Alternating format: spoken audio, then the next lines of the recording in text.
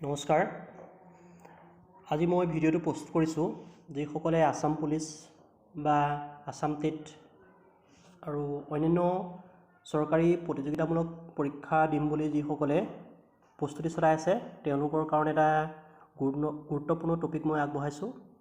টপিকটো হৈছে ভাৰতবৰ্ষৰ বিখ্যাত মন্দিৰসমূহ। আমি প্ৰায়বিলাক পৰীক্ষাতে দেখি থাকোঁ যে ভাৰতবৰ্ষৰ মন্দিৰসমূহৰ ওপৰত এটা নহয় এটা কুৱেশ্যন আহি, গতিকে আমি থ্ৰুতে ভাৰতবৰ্ষত থকা বিখ্যাত মন্দিৰসমূহৰ বিষয়ে আমি কোনটো মন্দিৰ কোন ঠাইত আছে তাৰ বিষয়ে মই আজি আলোচনা কৰিম। গতিকে ভিডিঅ'টো সম্পূৰ্ণকৈ চাব। আৰু মই প্ৰথমতে কৈ থওঁ, এনেকুৱা ধৰণৰ নতুন নতুন তথ্য পাবৰ কাৰণে মোৰ চেনেলটো ছাবস্ক্ৰাইব কৰিব আৰু আগুৱাই যোৱাত আপোনালোকে সহায় কৰিব বুলি মই আশা ৰাখিলোঁ। আহকচোন এতিয়া আমি ভিডিঅ'টোৰ মাজলৈ যাওঁ।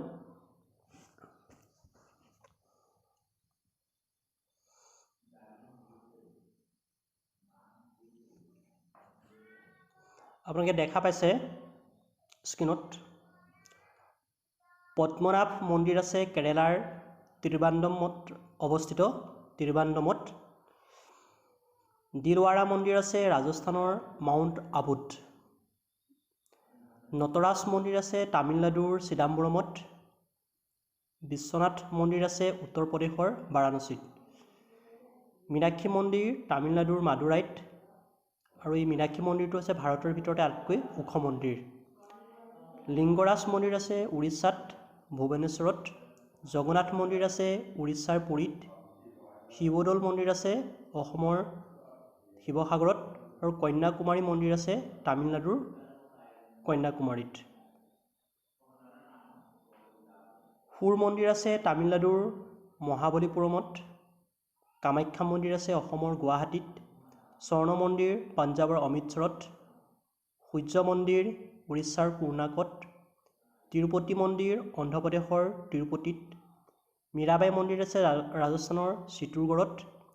মহাবালেশ্বৰ মন্দিৰ আছে মধ্যপ্ৰদেশত। কৈলাশ মন্দিৰ আছে মহাৰাষ্ট্ৰৰ ইলোৰাত। মই স্ক্ৰীনটো আকৌ এবাৰ দেখাই দিছোঁ, স্ক্ৰীনশ্বট মাৰি ল'ব পাৰে বা লিখি ল'ব পাৰে। পৰীক্ষাত প্ৰায় আহি থকা আমি দেখিবলৈ পাওঁ। ইয়াৰ পৰা এটা নহয় এটা কুৱেশ্যন আহি, আৰু পৰৱৰ্তী পৰ্যায়ত মই